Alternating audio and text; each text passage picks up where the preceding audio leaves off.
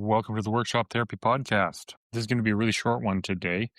I know last episode we said that we were going to talk about the default mode network in your brain. As I kind of got into the research on it and as I started thinking about it, I realized that kind of an important aspect of who we are and how we approach creativity, as well as it has some pretty deep connections to mental health and all sorts of things. So I thought it would be more appropriate to expand a little bit on just going over it. And as I went further down the rabbit hole, I realized that could be a potentially really interesting topic for everybody. And so here's a call to action for you. I'll give you the brief elevator pitch about the default mode network in your brain, and then ask you a few questions, or you can ask me some questions that will help guide me what's really interesting. It'll help guide me to what's really interesting for you about this. So the default mode network is a collection of interconnected brain regions that activates when you're not focused on something in the outside world, like you're not focused on a task. It activates when you're daydreaming or when you're sitting there bored, or when you don't have input coming in from outside. So it helps you recall memories, imagine future scenarios. It's kind of like your brain's storytelling mode. It's where we start to answer those existential questions like, who am I? What is my purpose?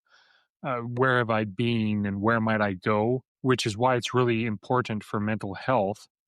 There's some research about how being constantly not bored, like whipping out the phone, even when you only have a 5-second wait at the stop at the crosswalk, is actually contributing to poorer mental health because it's stopping your default mode network from processing through those existential problems.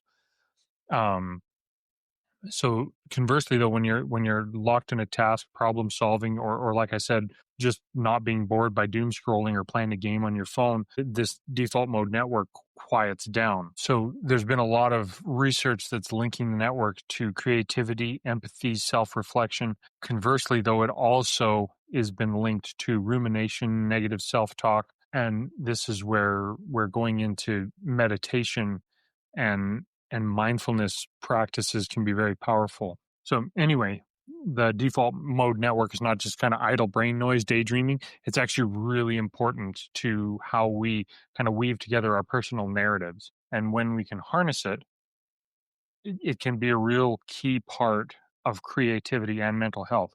And so in the past, I've interviewed a number of people who talked about doing meditation and things like that. And I thought it might be better actually to not just talk about it, but to get some real world experiences. And so over the next, until I'm done, I'm going to put the deeper discussion on hold and tie together a bigger episode. So this is where you can help me. I ask occasionally for feedback and stuff like that, but this is where feedback would be really important. I would love to know how, number one, daydreaming, that default mode network. Do you notice your mind spinning stories or creative insights when you're letting your mind wander and you don't have any other outside input going? When you're in those times of silence, have you used meditation at any point? Uh, yeah, so send me your experiences. Send me any questions you have about meditation, creativity, those types of things, and share me some of your experiences. If you want to tell a story, record it on your phone. Send it to questions@workshoptherapy.com, or alternatively, let me know on the social medias or through the email, questions@workshoptherapy.com, workshoptherapypodcast.com. Sorry. And maybe I can incorporate actually talking to you into the podcast. So yeah, that's where we're at. So like I said, short one today, no real deep information, but I would love to actually hear from you and actually tell some of your stories. Next week, I've got a different guest on, outside of the usual maker realm. So hopefully you enjoy that. And I'm legitimately going to try for this default mode network episode to reach out and get some real insights from real professionals out there in the research trenches and in the actual practical end of it.